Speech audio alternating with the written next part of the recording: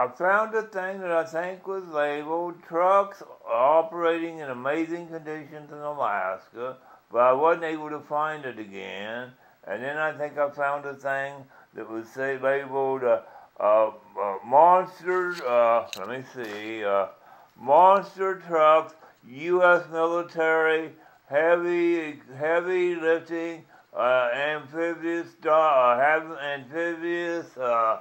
amphibious economy, amphibious.com or something, and it was this big old piece of equipment. I thought that's huge.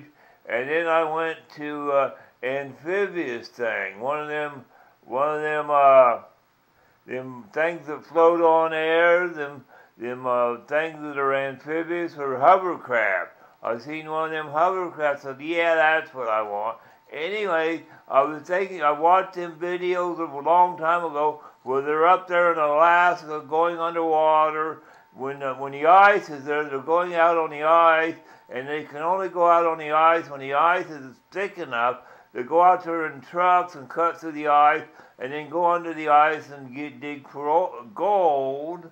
And they have this thing that sucks the rocks up, and they go through it and get gold out of it. And they get a little bit of gold, they make a little money. And I figured, oh, I'd ought to pay about $1,000 an hour. The government would pay them $1,000 an hour. It's dangerous work to go down there, and the government would pay them whatever the gold is worth to get the gold, and the government pay the person that went in under the water to get the gold $1,000 an hour, and the people above the water get $300 an hour, and the person that's running the operation on the boat would get $400 an hour because he's above the people on the boat doing the operation and the people on the boat. But if he's above the divers and going underwater, he get $1,100 an hour. If he's above the people who ain't going underwater, he get $1,100 an hour. And then the government would supply him with his hovercraft, and I don't know about all the equipment, because they'd have to decide what kind of equipment they'd want. That's like the government may supply them with one of these the bend machine.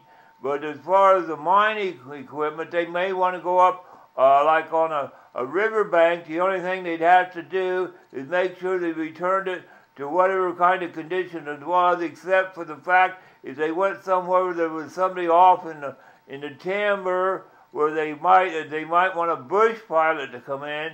They might want to turn it back into where a bush pilot could land for, a couple, 300 yards. They might want to turn the riverbank into where it was smooth enough where a bush pilot could land, have a landing strip up on the shore, but go in there with his hovercraft and mine for gold, and just turn the riverbank back into like a riverbank, not leave it just an old dumpy mine ground. But they'd have to they'd get paid to return after they got done mining gold. They get paid to return under my mining policy. They get paid to return the strip mine that they did, or the gold mine back to normal riverbank, and they get paid to mine the gold. And after they're done mining the gold, they get paid. They could use this hovercraft. The government would pay them, or give them the government would pay people, or the government would give people a hovercraft and the equipment to go up there and to return this property that people went in there and mined, to return the riverbank back into riverbank rather than just an old mining property. They'd pay them money, $300 an hour, to return strip mine property back into riverbanks with a hovercraft. And when they're doing it, they could mine gold and get money to mine gold. And the only thing is they'd have to sell the gold to the U.S. government. And I got this where you can't. And, they'd get the gold, but they'd have to sell it to the U.S. government at fair market value, whatever they normally get for the gold. They'd get the hovercraft. The government, I don't know how many hovercrafts the government, if they got them, but I haven't got any deal with the people that build hovercrafts. but the people that's building the hovercraft, the government would pay them. If I'm elected president, the people working in the hovercraft factories would get the normal what I'm paying, like for auto plant workers, $300 an hour, 60-40, and the company that's building the hovercraft would get 40% of this $300 an hour. For the employees, per employee, the government would pay them per employee 60% of $300 an hour per employee, and the people working in the hover plant factory get 60% of $300 an hour to build the hovercrafts,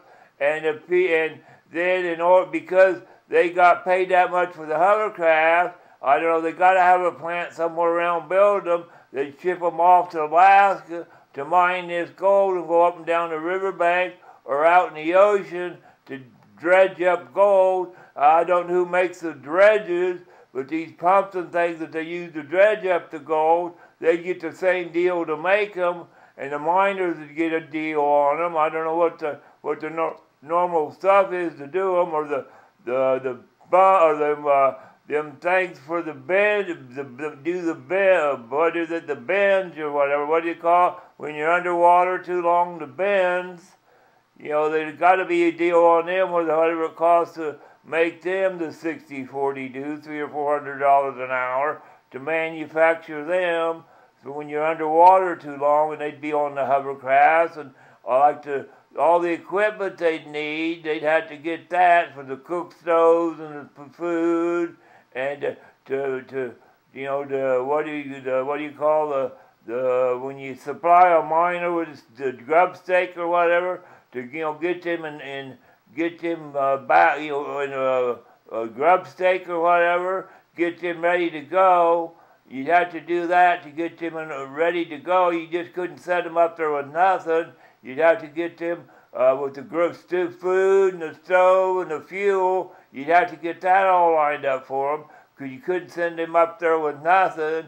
You'd have to supply them with enough to start out and get them going. You couldn't even start them up there with no food, but because they'd be up there, they'd be up there cleaning up these strip mines.